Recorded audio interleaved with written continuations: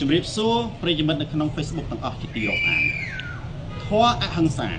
អត់មានអំណាចបំភ្លេចបំផ្លាញដោយខ្យល់ព្យុះ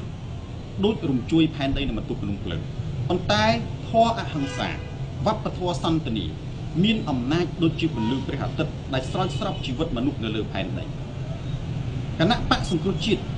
ទទួលរងជាពិសេសលោកអនុប្រធានកម្មសខាការចោទប្រកាន់ទាំងអយុត្តិធម៌មូលបង្កាច់លេខពណ៌ថាផ្ដួលរំលំរដ្ឋាភិបាលចេតនា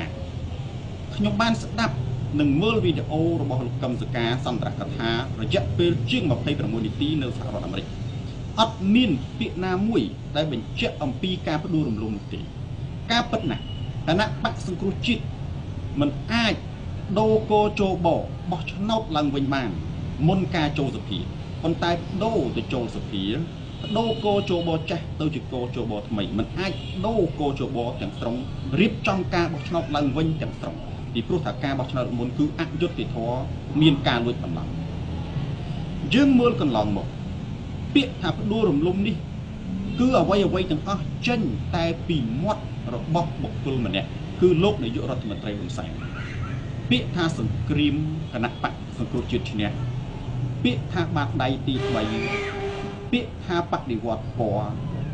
ពាក្យថាផ្ដួលរំលំរដ្ឋាភិបាលពាក្យទាំងអស់នេះសូមបងប្អូនពិចារណាតាំងពីដើមដល់ចប់មិនដែលមាននរណានិយាយហើយមិនចេញពីមាត់នរណាក្រៅតែពីមាត់លោកនាយករដ្ឋមន្ត្រីហ៊ុនសែនដែលហាក់បីដូចជាបង្ហាញភាពភ័យខ្លាចតក់ស្លុតនៅការបរាជ័យរបស់ខ្លួននិងវប្បធម៌គំរាមកំហែងមកលើដៃគូប្រកួតរបស់ខ្លួនប្រើប្រាស់ការវាយលុកសន្ទ្រប់ទៅលើដៃគូបដិបត្តិក្នុងកំឡុងពេលចោះចាស់ហេតុផលមួយ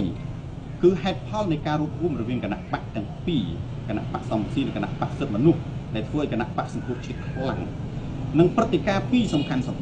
ដែលនាំឲ្យគណៈបកសង្គ្រោះជាតិទទួលបានការគ្រប់គ្រងយ៉ាងសន្តិសន្ធឹកព្រឹត្តិការណ៍ទី1គឺការរាំងខ្ទប់ផ្ដន់ទាទោសលោកប្រធានសំរងស៊ីមិនឲ្យចូលប្រទេសកម្ពុជាដែលនាំឲ្យមនុស្សទាំងអស់មានចិត្តហុកអល់ចង់ឃើញព្រឹត្តិការណ៍នេះនិងចង់ឲ្យលោកសំរងស៊ីចូលមកប្រទេសកម្ពុជាបោះឆ្នោតប្រកួតប្រជែងដោយយុត្តិធម៌ព្រឹត្តិការណ៍នេះហើយដែលធ្វើឲ្យពក្រៅនៅក្នុងប្រទេសកម្ពុជានៅក្នុងយុទ្ធនាការព្រឹត្តិការណ៍ទី2គឺព្រឹត្តិការណ៍ធ្វើបាតកម្មប្រឆាំងនឹងលោកអនុប្រធានកម្មសខាស្ដីអំពីគុកទួលស្លែងគឺជាព្រឹត្តិការណ៍យ៉ាងអយុត្តិធម៌ដែលគណៈបកប្រជាជនកម្ពុជាបានរៀបចំគ្រប់សាកលវិទ្យាល័យគ្រប់ស្ថាប័នទាំងអស់ធ្វើបាតកម្មប្រឆាំងនឹងលោកអនុប្រធានកម្មសខាហេតុផលនៃការបង្រួបបង្រួមនិងព្រឹត្តិការណ៍2គឺការរាំងខ្ទប់ផ្ដន់ទាទោសលោកប្រធានសំរងស៊ីនិងបាតកម្មប្រឆាំងនឹងលោកកឹមសុខានេះហើយដែលធ្វើឲ្យគណៈបកសង្គ្រោះជាតិคล้ายទៅជាគណៈបកមួយដែលមានប្រជាប្រិយភាពជាជនរងគ្រោះពិតប្រាកដហើយលោកនាយករដ្ឋមន្ត្រីហ៊ុនសែនដែលសារនយោបាយថាបើអាណិតបើស្រឡាញ់បែរទៅជាផ្ទុយជាធម្មតាគេមិនអាណិតតួអង្គមានោះទេបច្ចុប្បន្នការគម្រាមកំហែងដាក់ខ្នោះនិងការចាប់ទោសទណ្ឌលោកកឹមសុខាពីហាក់បីដូចជាកម្ដៅនយោបាយប្រសិនបើកើតមានយ៉ាងពិតប្រាកដនៅក្នុងប្រទេសកម្ពុជានោះខ្ញុំយល់ឃើញថាជាទស្សនៈផ្ទាល់ខ្លួនគណៈបកប្រជាជនកម្ពុជាលោកហ៊ុនសែនកំពុងតែដឹកនាំគណៈបកប្រជាជនទៅកាន់ទីបញ្ចប់និងបរាជ័យដោយសារតែលោកហ៊ុនសែនបានសរបញ្ជាក់ឲ្យឃើញខ្លួនឯងយ៉ាងច្បាស់ថាគណៈបកពីគាត់ដើរតួជាតួយៈជាតួមាហើយគណៈបកសង្គ្រោះជាតិលេចចេញទៅជាតួមនុស្ស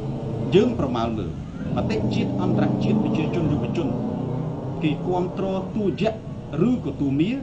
ឬគ្រប់គ្រងតួអង្គមនុស្សស្រុតត្រង់ដែលត្រូវការផ្លាស់ប្ដូរ